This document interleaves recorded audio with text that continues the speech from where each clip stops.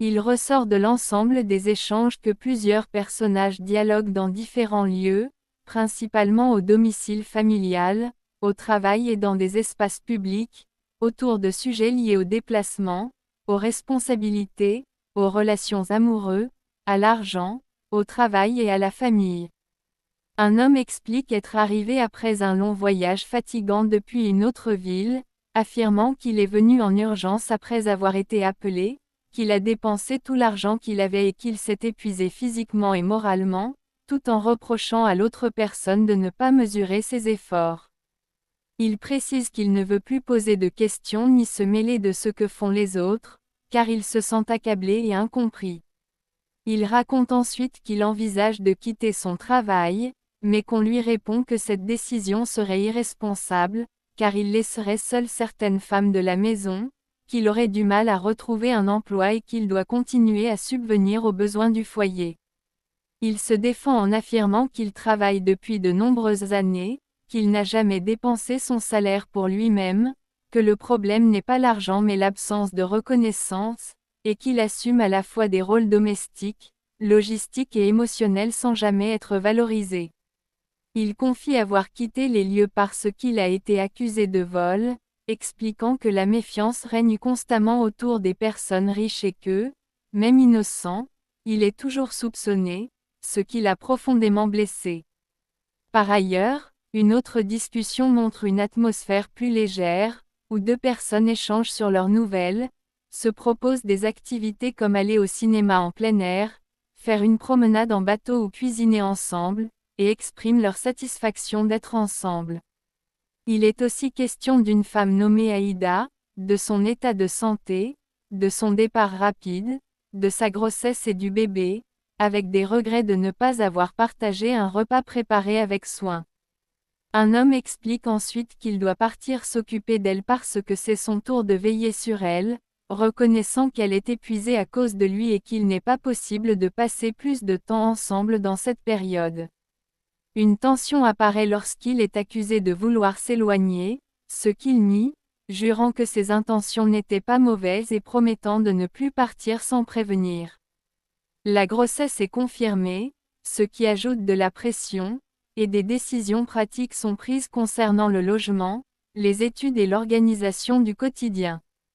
Dans un autre contexte, des échanges familiaux et professionnels se mêlent, avec des remerciements pour les sacrifices consentis, des regrets de ne pas pouvoir compenser ses efforts, et des plaintes liées à un travail interminable à l'étranger. Il est question de congé maternité, de responsabilités partagées, de projets professionnels à terminer et d'inquiétudes concernant certaines personnes qui semblent perdues ou instables. Des rêves et des espoirs sont exprimés pour l'avenir de l'enfant, notamment le souhait qu'il aime la musique, tandis qu'un homme déclare que sa compagne a transformé sa vie et l'a aidé à construire un foyer harmonieux. Enfin, le récit aborde un conflit professionnel autour de travaux de décoration et de gestion de projets dans une entreprise. Un responsable se met en colère contre des erreurs jugées grossières, critique le manque de goût et de compétences des équipes, exige des corrections immédiates et menace d'intervenir lui-même si les consignes ne sont pas respectées. Il insiste sur l'urgence de régler les problèmes avant de partir en congé, impose de nouvelles règles de fonctionnement entre associés et refuse toute familiarité sur le lieu de travail. Les discussions se terminent sur des questions de budget comportant des erreurs, des décisions à prendre rapidement et des scènes plus intimes où la vie familiale, les projets personnels et les souvenirs récents se croient, laissant apparaître la fatigue, la pression et la complexité des relations humaines et professionnelles. Une suite d'événements est rapportée au discours indirect, montrant que plusieurs femmes et hommes échangent dans des lieux privés et professionnels, principalement à la maison, au travail et lors de déplacements, autour de décisions affectives, familiales et personnelles. Une femme explique à sa confidente que, une fois les tâches terminées sur place, elle souhaite être autorisée à partir afin de rencontrer Borak, tout en lui demandant de surveiller Katia, ce qui est accepté avec bienveillance. Peu après, La même femme confie qu'elle a longuement réfléchi et qu'elle a pris la décision ferme de se séparer définitivement de Borak, car elle affirme vouloir vivre une véritable histoire d'amour et ne pas ressentir qu'elle l'ait jamais réellement vécue jusqu'à présent. Elle précise qu'elle aspire à un amour intense et évident, semblable à celui qu'elle observe chez Aïda et Rakan, un amour qui se remarque au simple regard, et qu'elle refuse désormais de renoncer à cette quête, même si elle reconnaît que Borak l'aime sincèrement. Elle ajoute que ce sentiment ne lui suffit plus, que l'amour ne doit pas être forcé ni survenir par habitude, et qu'elle ne peut partager ses pensées qu'avec sa confidente, car elle se sent intérieurement vide et incapable de se mentir plus longtemps. Dans un autre échange, une femme tente d'alléger l'atmosphère en parlant d'imagination et de beauté de la vie, demandant à une proche d'oublier ses inquiétudes. Ailleurs dans la maison, une scène domestique est décrite où une femme prépare maladroitement du café pour son mari, Steve, reconnaissant qu'elle ne maîtrise pas bien la préparation et plaisantant sur la mousse ratée, tandis que d'autres membres de la famille sont occupés à aider Aïda et Malak.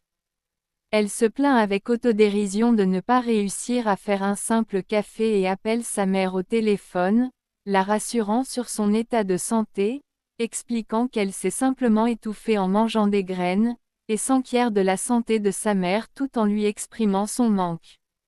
La mère évoque des travaux de rénovation de la maison, la durée estimée des réparations et invite sa fille à venir quand elle le souhaite, soulignant que sa présence sera toujours la bienvenue. Par la suite, l'arrivée de plusieurs proches est relatée, créant une ambiance familiale chaleureuse, mêlée de fatigue et d'inquiétude. Une femme remarque l'épuisement d'un homme et lui propose de le masser pour le soulager, tandis qu'une autre ironise sur la taille grandissante de la famille. Karam arrive pour expliquer qu'il avait du travail et des courriels à envoyer à l'Italie, précisant qu'il est venu prévenir Aïda, tout en avouant qu'il la trouve récemment très agressive et que cela l'inquiète. Il est alors décidé que certains resteront ensemble à la maison afin de rompre la solitude et d'assurer un soutien mutuel. Une séance de respiration et de yoga est décrite, durant laquelle une instructrice demande à Aïda de se détendre, de suivre les exercices calmement pour se préparer à l'accouchement, même si Aïda nie être nerveuse et exprime son scepticisme face à ces méthodes. Il est aussi question de savoir qui pourra assister à l'accouchement, certaines personnes étant jugées trop jeunes ou le lieu inadapté, ce qui provoque de légers désaccords. Dans la continuité, des projets de repos à l'hôtel et des remerciements sont évoqués, notamment envers Karam pour avoir terminé un projet professionnel à l'étranger. Une discussion plus tendue s'installe ensuite, entre Aïda et Rakan à propos d'un séjour à la maison de montagne. Aïda souhaite s'y rendre pour passer une nuit romantique et changer d'air, tandis que Rakan refuse, arguant de l'éloignement, du risque lié à la grossesse et de la nécessité de rester près de l'hôpital. Malgré les supplications d'Aïda, il insiste pour rester sur place, proposant des alternatives dans le jardin de leur maison, ce qui accentue la frustration d'Aïda, qui se sent limitée et incomprise. Plus loin, une décision professionnelle majeure est rapportée. Steve annonce qu'il envisage sérieusement de quitter son travail après la naissance d'Aïda, expliquant qu'il est épuisé, qu'il n'a pas pris de vacances personnelles depuis des années et qu'il aspire à une vie privée, avec ses propres choix et règles.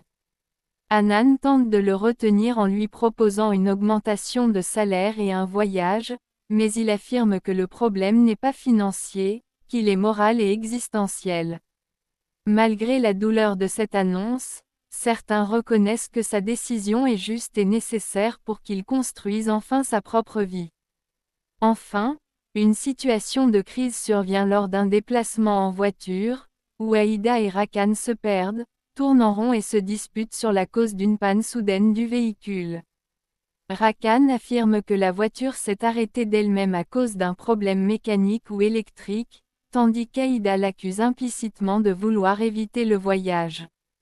La tension monte, chacun reprochant à l'autre son comportement, jusqu'à ce que Rakan décide de réparer lui-même, demandant à Aïda d'attendre calmement dans la voiture.